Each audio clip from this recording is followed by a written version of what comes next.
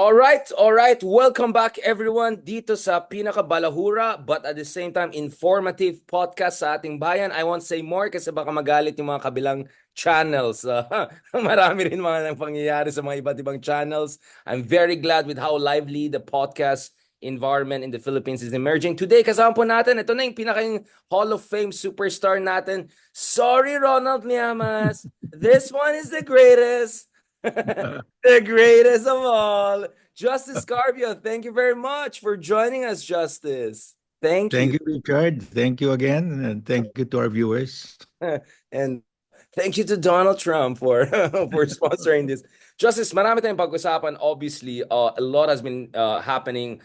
Yung isa, yung obviously, dalawa na yung impeachment, no? Hindi lang isa, dalawa. One is by sponsored by Akbayan, another is sponsored by Makabayan. But obviously, it's not just those two groups. Marami pang involved dyan, including the Magdalo and the Senator De Lima, among other things. Pag-usapan din natin yung ICC, may mga developments tayo dyan, including yung ICC bukas na sa website. Yung mga nakinig sa atin, maybe you have information or something, you can actually directly reach out to the ICC to help them with evidence gathering. And in response to that, mukhang medyo hindi natutuwa si Senator Bato de la Rosa. But before that, Justice, dahil marami tayong mga developments over the past 24 hours, hindi ko na pag-usapan yung kila Rico Blanco, sabi ko Rico Blanca, that was a typo, sorry. Hindi na natin patulan yan. Dito muna tayo sa nangyari sa South Korea. Obviously, medyo makita nga sa eyebags natin. I was awake until 3, 4 a.m. last night. I was really worried about the direction of the things, but luckily, hindi lang lumaban yung parliament, but the people of South Korea also fought very hard. And I'm sure behind the scenes, the Americans also did some arm twisting until nag-back off si Yoon. Almost malapit na siya maging Kim Jong-un. Malapit na magkaroon ng dictator in South Korea. But it was scary, Justice, right? Because for a few hours, there was a deadlock or stalemate dahil the military of South Korea officially backed the president, even as the parliament made sure that they'll strike it down almost unanimously. Justice, is there a lesson for us here in the Philippines as far as what happened in Korea over the past 24 hours took place? Well, in South Korea, when the president declares martial law, it takes effect, but its parliament can repeal it by majority vote. So before the repeal happens, the military will have to follow the commander-in-chief. And once the repeal was made, they backed off also. So it's a good thing that the Korean military follows the constitution, because that's how it's done. Here, I'm sure the military will follow the constitution. The president can declare martial law, but our Congress can also review that within 24 hours and can, in fact, revoke it if it wants to. And I'm sure the military will follow also the Constitution. So it's a good thing that the Constitution was followed in South Korea. It shows that they have made some progress, because before they had several coups staged by the president himself declaring martial law. But it looks like the incumbent president of South Korea now lacks political skills, because even his own party voted against him. So he apparently did not consult his own political party, and he just talked to the military. So I think there's something wrong with his strategy.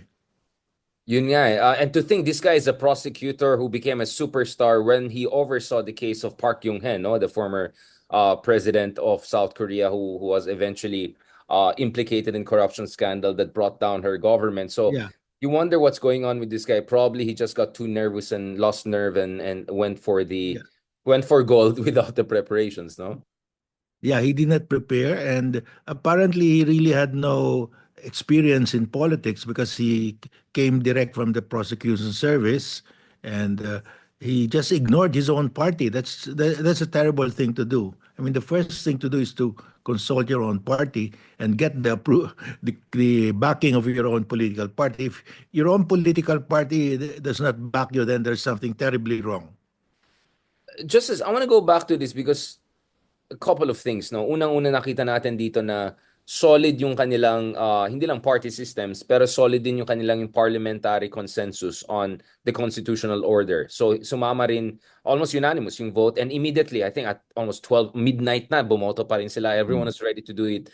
The people of South Korea also were there surrounding the parliament, creating a cordon sanitaire, some of them really fighting back, including women, against the military officials to try to frustrate them, to prevent them from issuing warrants of arrest and arresting yung mga ibang mga leaders. Kasi nakita natin yung mga videos, yung leader of opposition nila, tumakbo-takbo. I mean, it was quite scary. It looked like a coup. I mean, it's like you're watching like a banana republic, which is weird because this is South Korea, one of the most developed, prosperous countries, which many thought has come a long, long way. So in fairness, the checks and balance eventually work, and at the same time, people were prepared, no? Yes. Really put their bodies, their lives on the line to protect their country, to protect their democracy. So I think that was a big thing. Going back to the Philippines, Justice, I want to go back to this because you were in the Supreme Court. So to the degree that you're comfortable to discuss this, sa aking palagay, Justice, I was really, really worried nung after Marawi, when President Duterte was pushing for nationwide martial law, after more or less easily getting through the martial law in Mindanao. Now, the martial law in Mindanao was quite understandable dahil sa ginawa ng mga maute terrorists. But the idea of nationwide martial law was something that really people were wondering, would there be sufficient pushback against that from your usual checks and balances? You know, whether this is the Supreme Court or whether it's the Congress and all of that. And many were worrying that perhaps they could have railroaded this. I remember even there was a time that both Secretary Lorenzan and General Año even back then said they're ready to go to the Supreme Court before you guys and argue the case. Now, eventually, of course, the military itself drew the line. But I mean, honestly, Justice, am I being too skeptical here? Am I being too paranoid to think that medyo we dodged the bullet, if I can put it that way? I won't say we escaped by the skin of our teeth. That would be too much. But we kind of dodged the bullet, right? Because the psychological environment, the momentum was there. Duterte was really pushing it. What was, to the degree that you can share with us, Justice, on the record? How are you reading it from the Supreme Court? Well, the majority in the Supreme Court voted to uphold the declaration of martial law. I dissented. The I think Mindanao was too far. It was not a nationwide declaration, and so there was, it did not affect Manila, did not affect Luzon.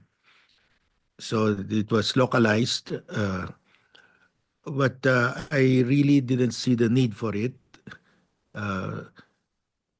But will it happen again? And would Congress go along with the president if the president declares a nationwide martial law? Well, it depends. It depends on when. If it is just before an election, they might, because that famous phrase "for later release" might apply to them. I mean, they might not get their allocation for their pork barrel if they do not agree. So it depends on the timing. So, but the martial law declaration in the Philippines is now very weak. The power of the president under martial law is very weak because that has been diluted by the Constitution. So there's so many safeguards aside from the Congress is automatically forced to meet within 24 hours from the declaration of martial law to approve or revoke the declaration, and it goes to the Supreme Court. Aside from that, the powers of the president have been diluted also in terms of arresting people. In fact, somebody was saying there's really no need anymore to declare martial law because the safeguards are too strong. But of course, it depends. The president might declare martial law, and if Congress goes along with it, the abuses will be the problem. That could be the problem. Yeah. They might not operate within the constitutional limits. Um, that would be the case. I But mean, I'm very confident that the military will follow the constitution. I don't think the military would want to stage their own coup. Uh, uh, I think the diplomatic repercussions and the economic repercussions will not will far outweigh the benefit of any declaration of martial law. Uh, so I doubt if any president will, unless there's really an invasion or a rebellion. To declare it now, you just become an outcast among the community. I mean, the community of nations, and we will lose a lot of support. So it's I don't see it happening. Uh, in South Korea, I think even the businesses didn't want it because they could be sanctioned also. So it's not the uh, although Duterte tried to do it, there was pushback for him to declare it nationwide. I mean, I So agree in the case of South Korea. Like, I mean, there was a like 20% drop, 19% drop in their currency over the past 24 hours or so, something crazy, right? So the markets will punish you if you try to do something mumbo jumbo. Ang concern ko lang, Justice, is I completely agree that formally we have many safeguards, but if there's one thing we learned during Duterte's period is that if you got a swashbuckling president, to put it mildly, rules are just rules, right? I mean, Duterte himself, despite his legal training, would always say, "Oh, it's just a piece of paper," right? It's it's political will yes, and stuff, and unfortunately, he was backed by the police. Now, sorry, not backed only by the backed by the people, police, backed by and the people. and the people, yeah, exactly, people and the police, right? For that Yes. matter. So, and sometimes Although you would the wonder, military did not back him, they didn't military want to did not get back him. involved. That's why we're still here, right? My concern, though, moving forward is on two levels. On one level is, as we speak, there are worries that the major group, let's just call it a religious group, right, may get involved in staging massive protests in favor of Sara Duterte. So now we're transitioning to the impeachment issue na, no? And I think on TV a while ago, may mga nagfo-forward na ngayon na yung some discussions, open discussions by some partisans of this group na baka naman kailangan nila magpakita, di ba, ng, that we are behind Sara and we're against this impeachment. Aren't you worried, on one hand, that if things really escalate, that what we see is a much more violent or much more forceful version of what we have seen, that eventually the president, BBM, who's already facing, I don't know if you want to call it assassination threats, whatever, among others, may think of some extraordinary measures, some sort of emergency powers at the very least. And then the other scenario, and Senator Trillanes has been warning us a lot about this, and I'll have him soon on our podcast again to discuss this, the idea that if by some chance the Dutertes come back again to the Malacanang, whether, you know, by accident, whether through succession, or whether, something crazier, extrajudicial, that the idea of another Duterte coming back and another Duterte not trying to do something drastic is fanciful. That we shouldn't be surprised that, I mean, Trillanes didn't say it, but I will say it, that I won't be surprised if like we have a Sara or something. Baka next thing, ito na talaga, this time, martial law na talaga nila yan. Kasi ang dami nilang kalaban, di ba? Ang dami nilang excuse. And if the survival of the regime and families at stake, I don't think they will care about the business community or something for a while. So, I mean, Thailand, right? I mean, nakailang kudeta ng Thailand. It's not like it's collapsing, right? Not good, but it's not collapsing. So, I just want to get your idea about those scenarios, Justice, whether on the current the president, whether if the vice president moves up, because these are not totally crazy, impossible scenarios, right? Well, I think the military will follow the chain of command based on the incumbent president, even if the former President Duterte will call for a coup or for any revolt. I don't think they will follow. Not even in the police. Uh, the only scenario I can see is if the incumbent president dies and Sara succeeds by constitutional succession. You cannot stop that, but that will happen. And that will be the only situation where the Dutertes can come back, the way I look at it. I mean, before the 28 elections. So, and if she is, well, if there are already two impeachment complaints, if that continues and a religious group, whatever religious group it may be, holds rallies in favor of Sarah, I don't think that that will stop the process. I don't think uh, that will encourage people to join them. I don't think people will be joining. I don't think the military will join. I don't think police will join. Uh, they will allow the process to continue. So uh, I'm not worried if that there would be a military destabilization if an impeachment complaint will proceed against Sarah. Although we're running out of time because Yeah. campaign period will start February 11. So I think they filed this just to keep on discussing the what are the grounds for impeachment, and maybe they'll do it uh, after there's a new Senate where they have a. I don't think they have a two-thirds right now. Yes, they don't have the two-thirds right now as things stand, but things will not happen if things don't start, right? And speaking of that, Justice, can we talk about the two impeachment complaints? What are the overlaps? Pwede ba sila combine?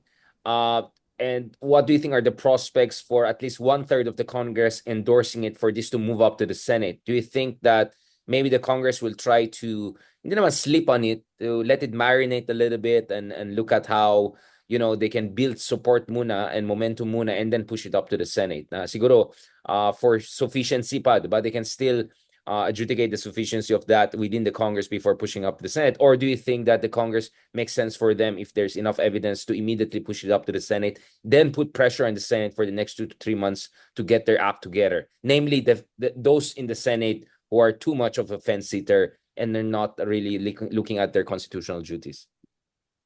Well, the two impeachment complaints can be combined to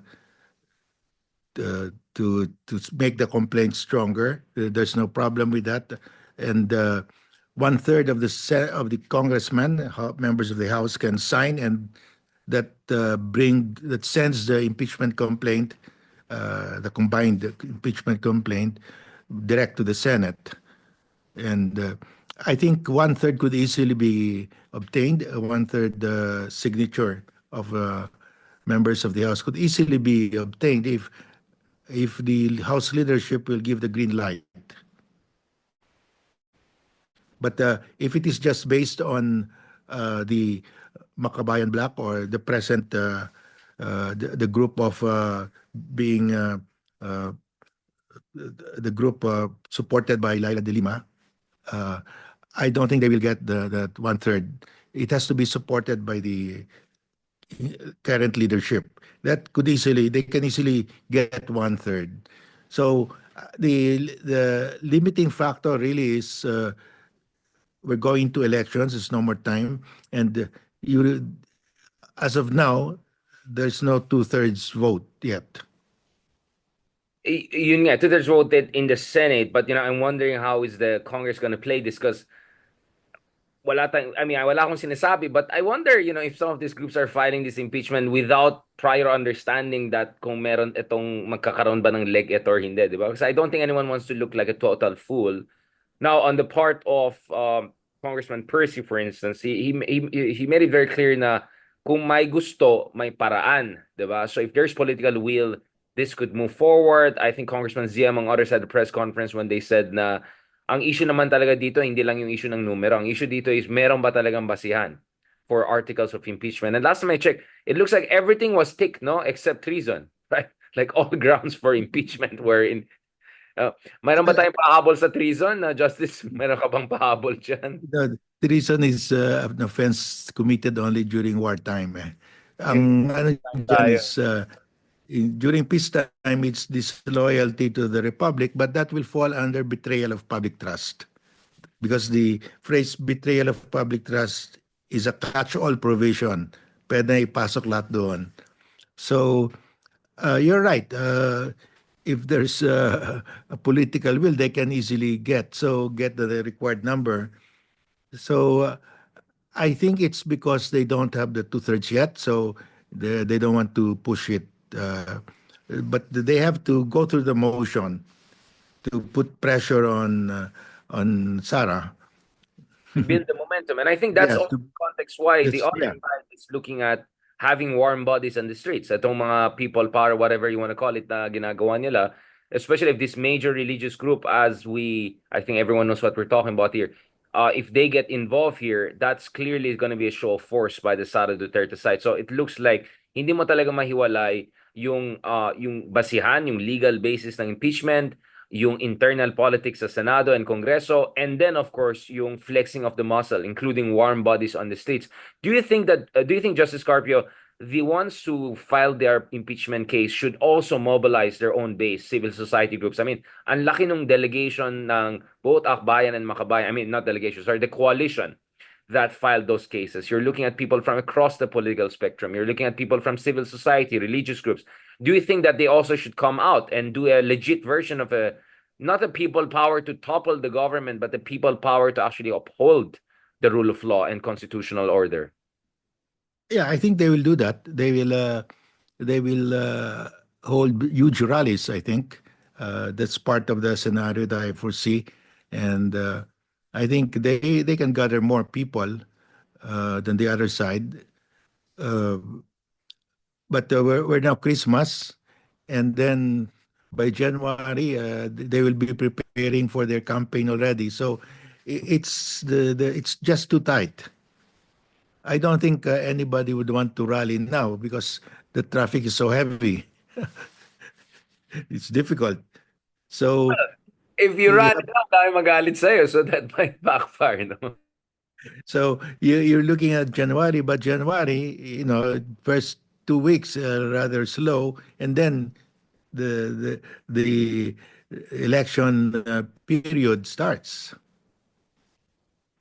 Yeah, so I see the direction of your argument, Justice. What you're saying is that if ito ay issue lang ng impeachment, as things stand, given the balance of forces, kumbaga, and alignment of forces for that matter, medyo malabo na makita natin ng there'll be any denouement, no, anytime soon. Which brings me, of course, to the issue of ICC, because it looks like your contention is that's the key, right? Now, speaking of the ICC, they have now on their website, if I'm not mistaken, right? Itong parang a portal where you can directly contribute evidence kung ikaw may kilalang mga biktima or ikaw ay, God forbid, ay kasama sa mga pamilya ng mga biktima.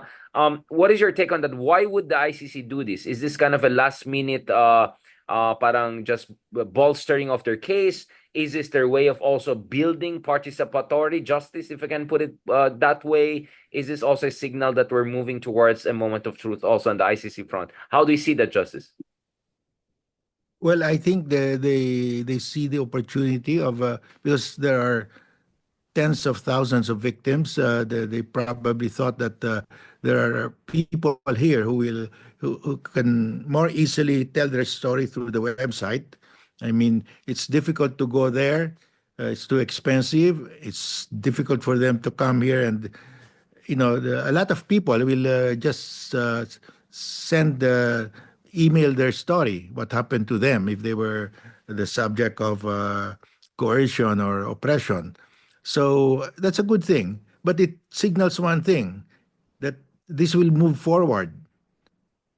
I mean, because of that, I think the warrant of arrest should be forthcoming already.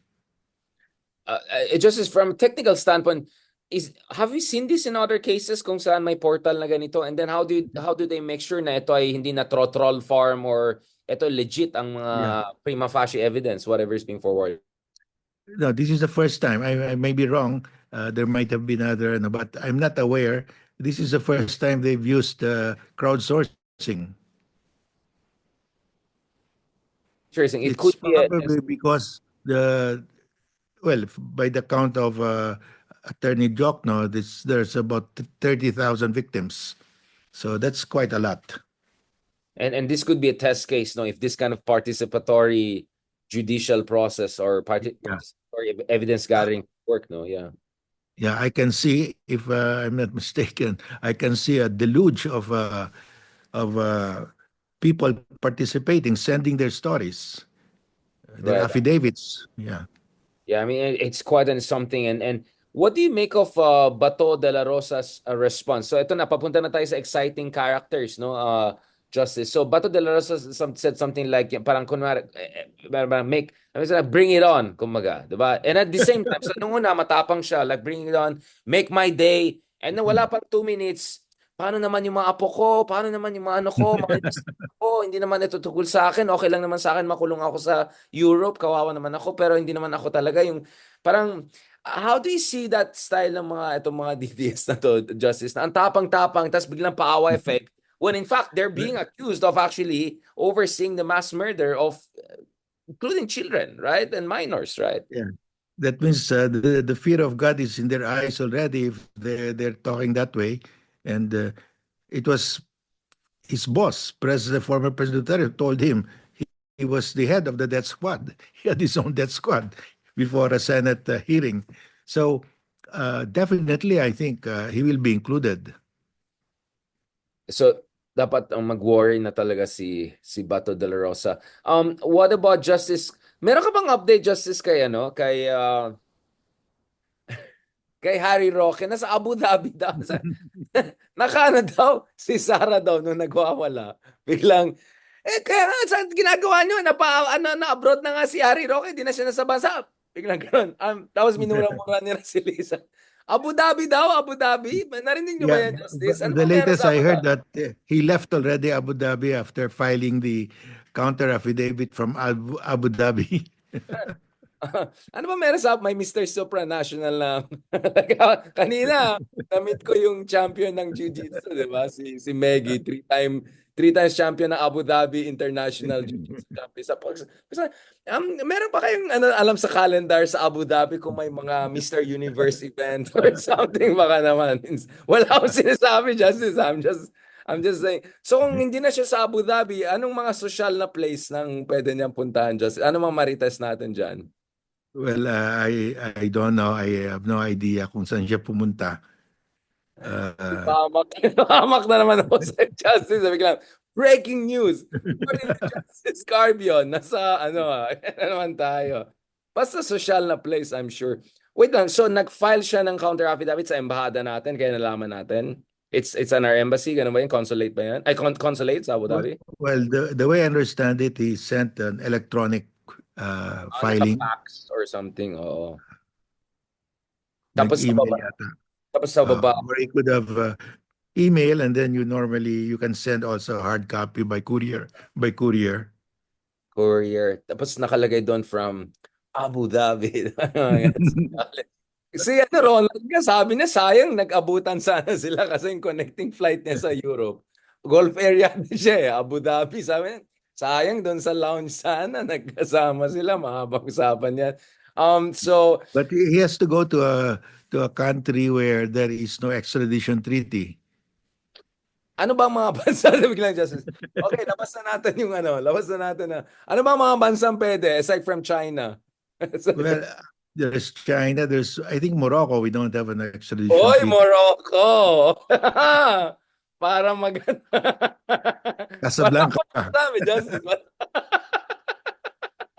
Parang Justice yung Morocco medyo parang very plausible ang Morocco. Napula naman ako. Morocco!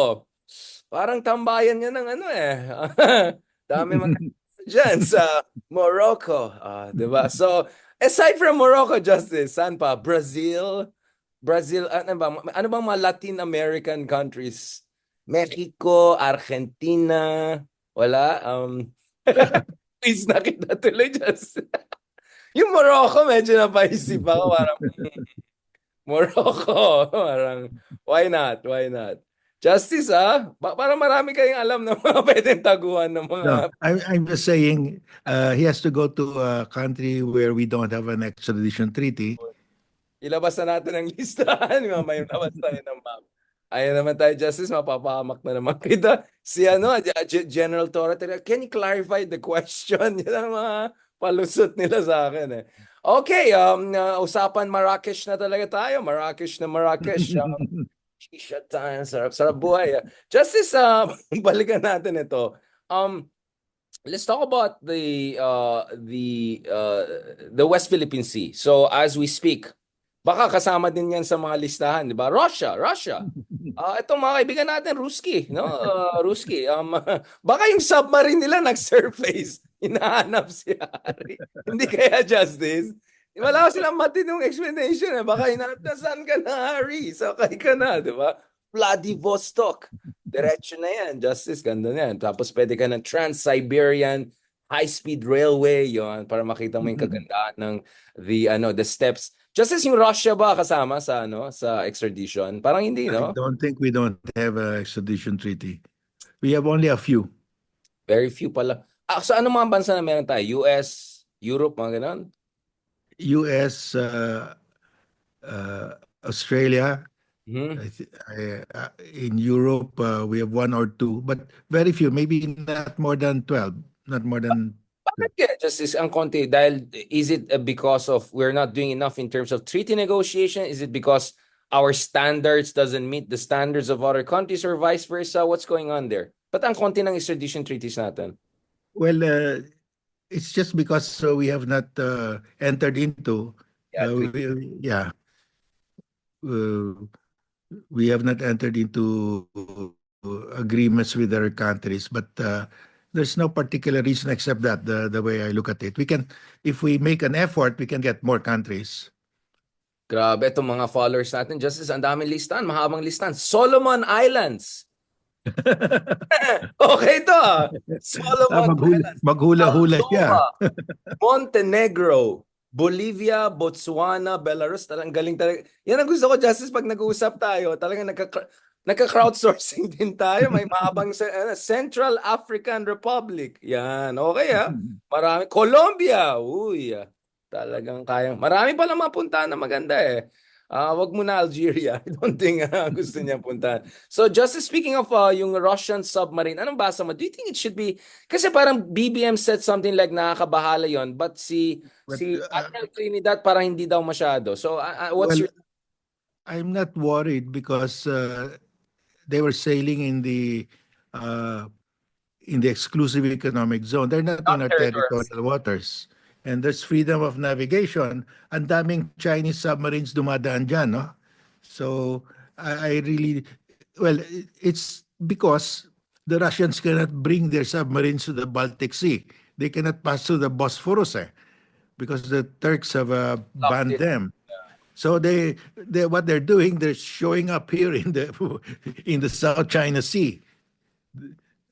They cannot enter. A lot of their submarines been wanting to enter the Baltic Sea through the Bosphorus, but they've been banned. So, I want to ask about that, Justice. So, from what I understand, the common understanding is that right of innocent passage, obviously, first of all, it's within the territorial sea, and second, of course, it should be not prejudicial doon sa defense Yes. security interest. So hindi pwedeng nakatutok yung barrel mo habang so the innocent part is qualified one. Nevertheless, sa pagkaintindi ko, hindi lang China, but even India, I think Brazil and Iran, some of these countries, their interpretation is that the right of innocent passage should be qualified way into the exclusive economic zone, if I'm not mistaken, right? Some of these countries have a much more expansionist understanding. I think even India is the same. Well, the countries you mentioned, I think about 9 of them hold this position that in the exercise of innocent passage in the territorial sea, you must give prior notice or prior consent. You must get prior consent from the coastal state. China requires at least prior notice. If, for example, we pass through with our Navy to the territorial sea of China, we have they require us to give notice in advance. But there are very few country. About my last count was about 9, and that's why in the Maritime Zones Act, I suggested, and it was accepted, that we allow them to exercise innocent passage under UNCLOS subject to reciprocity. Because when we pass through their territorial sea on innocent passage, we have to notify them in advance. When they pass through our territorial sea in the Balabac Strait, they don't notify us. They take advantage of the rule of the majority when they pass through the territorial sea of the countries of the majority. But when the majority's vessels, military vessels, pass through their territorial sea, they require prior notice. So, para to equalize everything, we should make it subject to reciprocity. And I think we're the only state that has put that in the law. So let's see what China will do, because when China passes to the Balabac Strait, they even turn off their AIS, their automatic identification system. Yeah. So we will see how they will react. Yun nga eh. So I think with more submarines popping up in our EZs and all, and siguro, we have to equalize it. Siguro kasi inisip nila, kami may malaki kami mga barko, submarines. We wala kaming pake. We can do that. Kayo naman, wala naman kayo mapadala sa part namin. Obviously, that doesn't apply to US and all of that. But yun nga eh, there's always this, not only Chinese, but some of the global South powers are like that, diba? What is mine, what is yours, we share. Always this kind of having the cake and eating it too, right? Pagdating sa kanila, suddenly ang dami nila mga exemptions. Pagdating sa iba, they take upon what is the normative consensus position or interpretation of international law. So we have to deal with that from a position of reciprocity, right? So this is something I keep on hearing, reciprocity, including in trade deals, including on national issues, even from Americans. So yeah. In trade deals, they're injecting that now, the EU and the US against China. Especially on EV and some of these other sectors when China is doing very strong. So Justice, what is your understanding what happened with that submarine? This was not a nuclear submarine. Diesel lang yata siya, diesel powered yata Yeah, siya. diesel. It's a kilo class diesel electric submarine, but a newer version. But it's a lot of submarines pass through the South China Sea, so I don't see any problem there. There's freedom of navigation anyway.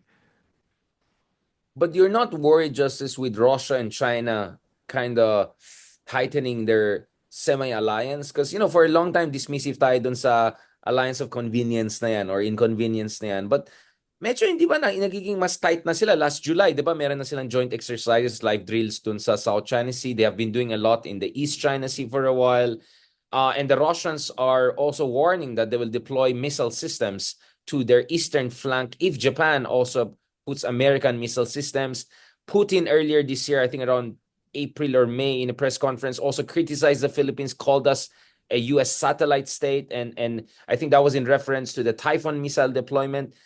May makikita ka ba, Justice, isang scenario na medyo mas lalapit itong dalawang higante na ito, and they might further coordinate their efforts to undermine a rules-based order in our part of the world? Not to mention that Russians spying, for instance, for the Chinese, Russians helping with disinformation. You know what I'm saying? I know this might sound a little bit far-fetched because Russia has a lot on its on its plate.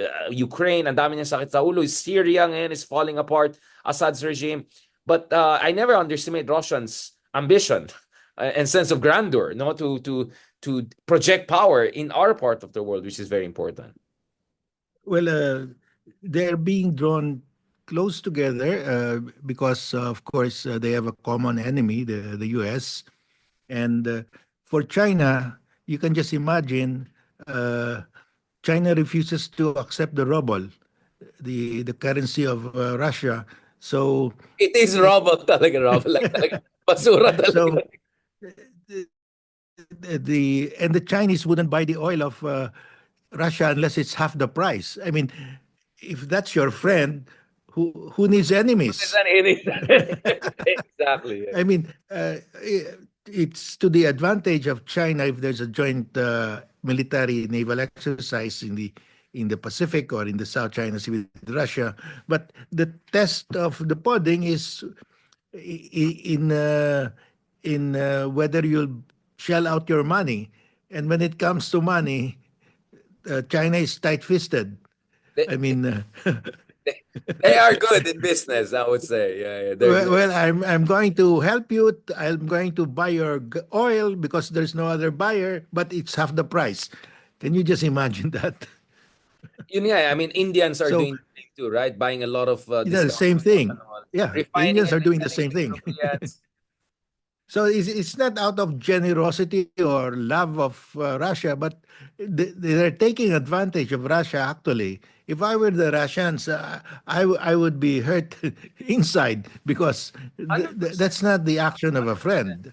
That's not. They're very user friendly. They did that also to Iran, 'di ba? Nung na-sanction ng Iran from 2011 onwards, ginawa nila sa Iran. Iran has to sell them all of this discounted oil. So I always said hindi reliable friends ang mga Chinese and all of that. They will squeeze you. If Yeah. they know you're in desperation, they will squeeze you. So if they do that to their allies and friends, so I have a lot of Russian friends who are very patriotic and they're pissed off with Putin because they're saying, as a patriot, Russia is selling out, literally to selling itself short. But unfortunately, Putin is Putin, right? Medyo is still in this megalomaniac, new world order, blah, blah, blah. And yung isang nakakatakot dito, Justice, is North Koreans for the first times. It's like parang Mongolian invasion, right? What, 6 to 10,000 of them are now in Ukraine. It's crazy. Some are, but and many are wondering, how did that 10,000 North Koreans get into Russia? Some are suspecting maybe through the Chinese territory, not yung narrow breach that connects North Korea, yung friendship bridge yata yun, from North Korea to Russia. I haven't been as north as there. I've been in North Korea, but not as north as that. So some are suspecting China is, playing its own games. Na kunyari hindi siya tumutulong, but it's letting all these North Korean pass with their weapon systems and all. What is your read? Do you think the West is hyperventilating over this too much? Justice, do you think exaggerated to? Dahil desperado No, lang sa it's because Putin is short of manpower. The Russians don't want to fight. They don't want to, and they've lost already over 600,000. 600,000. Yeah. Yeah, Right. so that's a lot. In any war, that's a lot. So, and nobody wants to join the army of Putin anymore. So they they are desperate and they're paying a lot to Kim Jong Il for that. I think $2,000 a week. No, so Grabe, no? They will never earn like that in North Korea. Wow. Sarap and buhay. the guy is awash in cash now in dollars, and Russia has almost no dollars now. So it's a big drain on the Russian economy, and that's why you see a lot of people now saying that the Russian economy has collapsed because the ruble has gone up to over 100 rubles per dollar now. It's about 110, 105 to 10. So and the inflation is high, over 20%.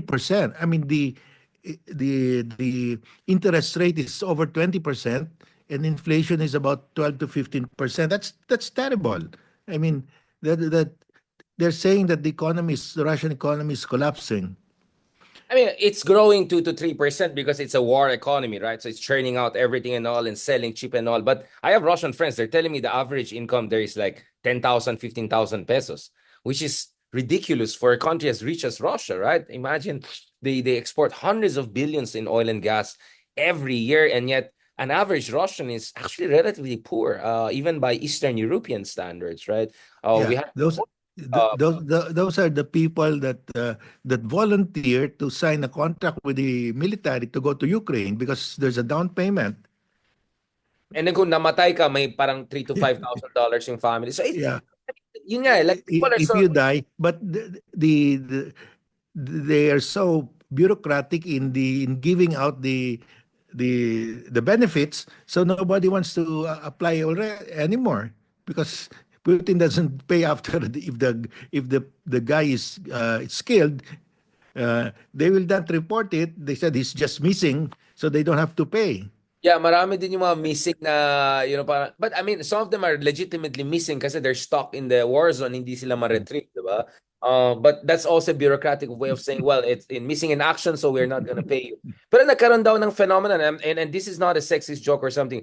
May mga talaga nag-aasawa ng mga bagong sundalo para makuha nila yung benefits. Meron daw cases na naka-apat na asawa kasi alam nila ma-deploy na to, mamamatay na to eh. Lalo kung alam nila yung... I mean, it's really dark, di ba, Justice? Ako kasi, galit ako kay Putin, but hindi ako galit sa Russian people, ordinary people. Kawawa rin, naawa ako naawa ako sa mga Russians na yan, yung mga pinapadala.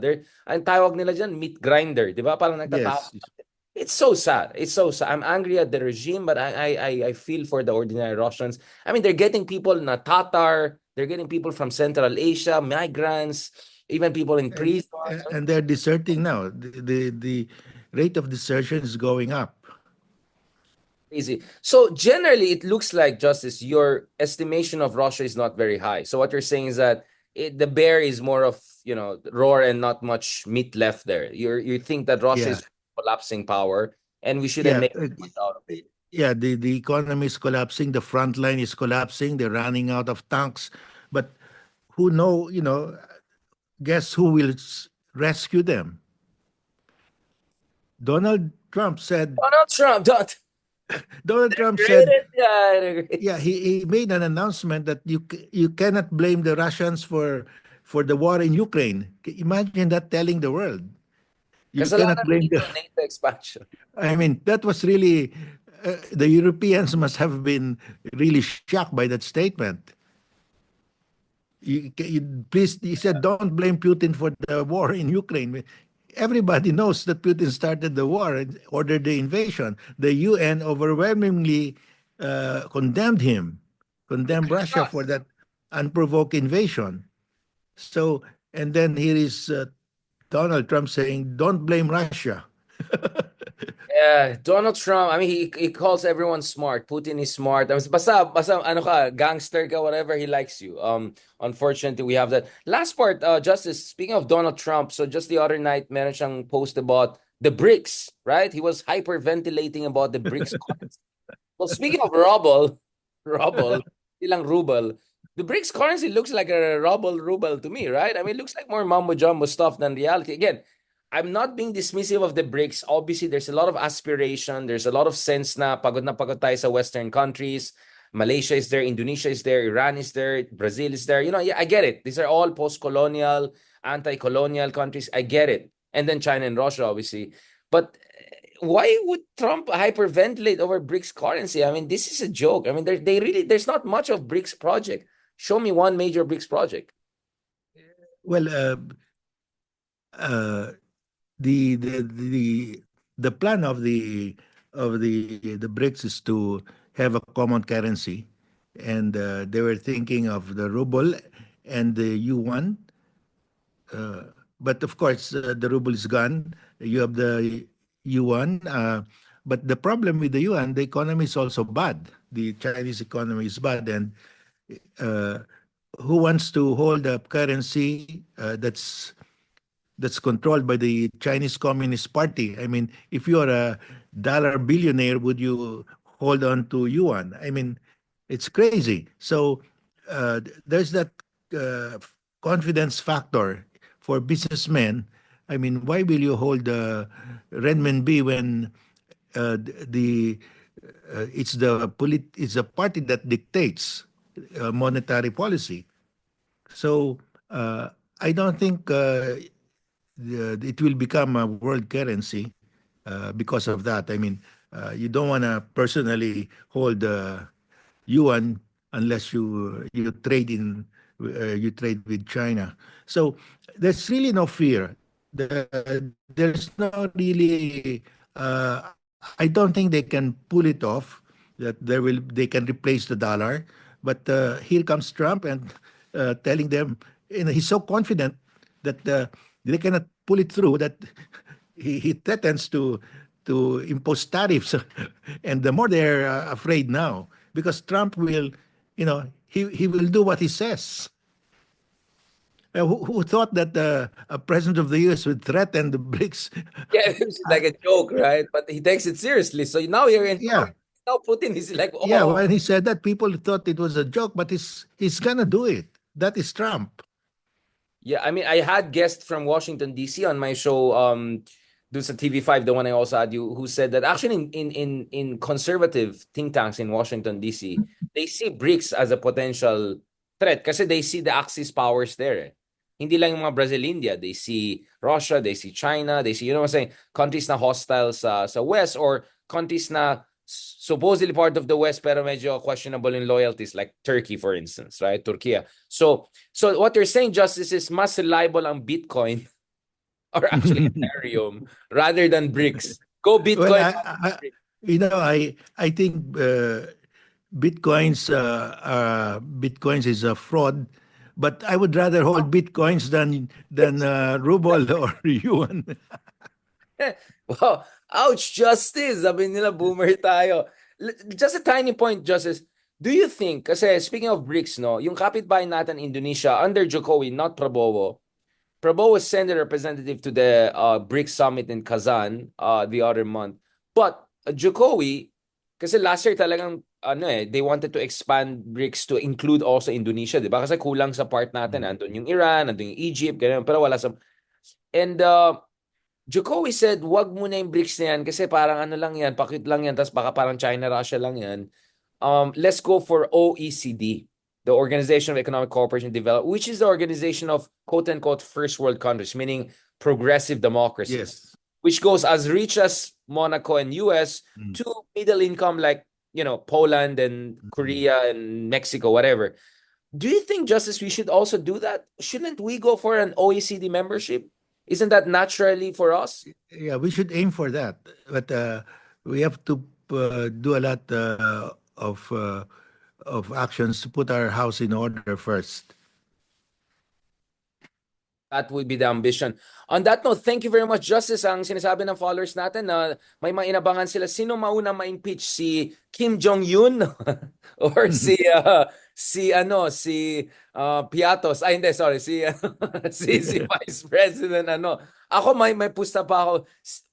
Mauna ba ma-impeach or makabalik si Harry Roque sa Pilipinas? But on that note, habang we're waiting for updates on Marrakesh, talaga, Justice, why did you mention Morocco? Medyo napaisip, parang, baka nga. Because it's a very romantic place, Of because course, of Justice. Casablanca. So I think Harry is also romantic, so he will choose that. Yes. Well, I mean, there's Marrakesh, there's Casablanca, marami tayong pag-usapan. Justice, marang minsan na magaling ring mga mga backhanded. Basta ituloy natin itong mga discussion na X-Men Cafe. Ay, sorry, sa Romola Cafe. Sa Romola Cafe tayo. Hopefully soon, Okay. for our year-ender, Justice, I'll try to set up the logistics with that. And hopefully, Monsieur Ronald will be back Yeah. group so we can be together. Salamat, Justice. Is there anything you want to say or should people check something out from you? Meron ka bang Blue Sky, Twitter, TikTok, Justice? Meron ka bang wala naman nating Ayusin natin yan, Justice. yeah. And of course, as Justice said, do not buy Bitcoin. Sorry. Sorry kay Chris Tan. Justice, have a good day and Okay. po kayo. God